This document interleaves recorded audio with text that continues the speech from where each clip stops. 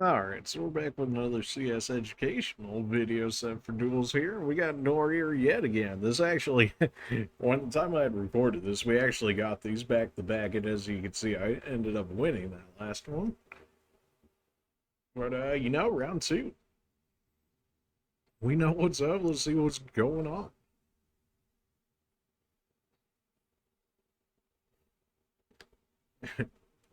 We both think this really just happened. We both got each other the second time in a row. Alright. Alright, he's starting off with Valiant here. Good, like decent forecast to throw out. He's quicker than you might want for a forecast for immediately dropping him.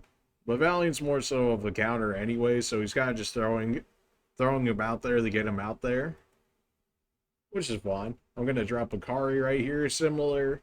Uh, Depending on how close she gets in range, Valiant might actually run after her, which is just gonna pull him into my territory more or less.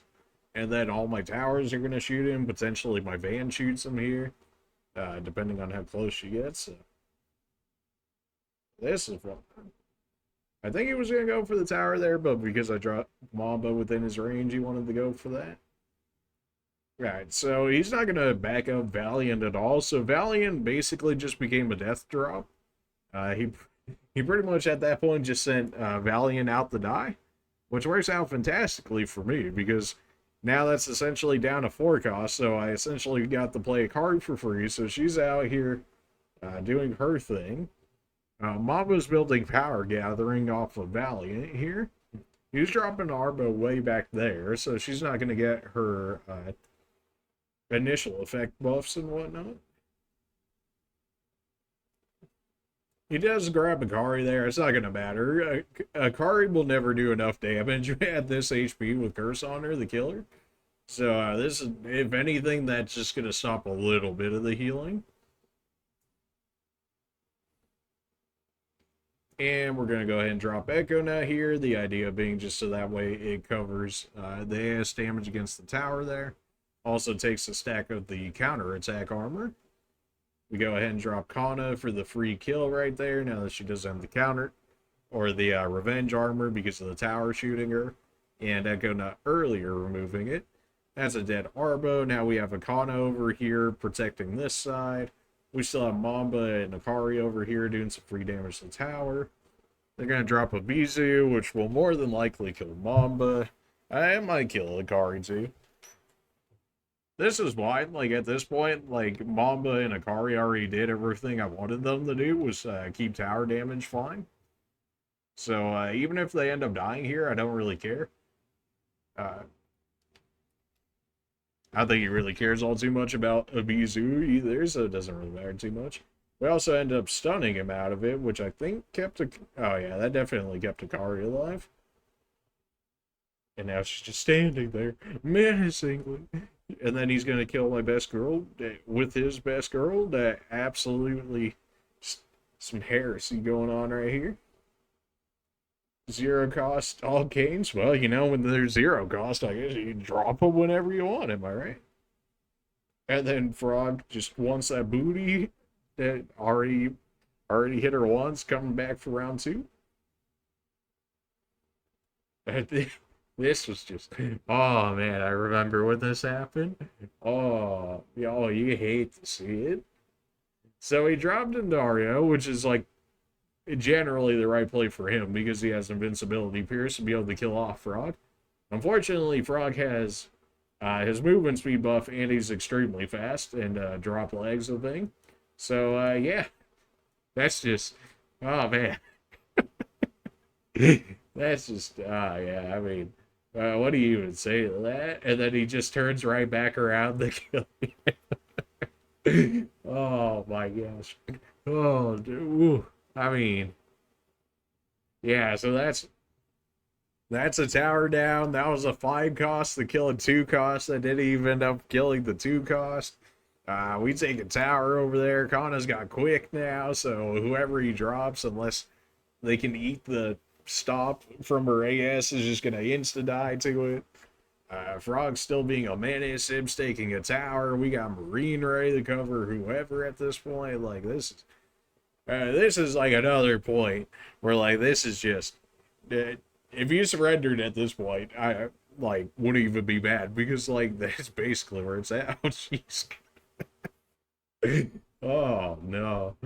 So he drops. I think it was a hog here in order to try and kill off frog, which I think's a hog is 5 cost. You might be 4 cost.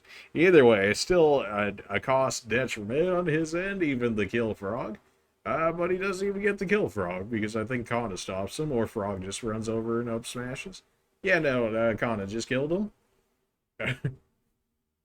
And yeah, that's the surrender. I mean, at that point, like Dio, like Hog had to do something, like somehow kill both of these two off if he was gonna drop Hog there.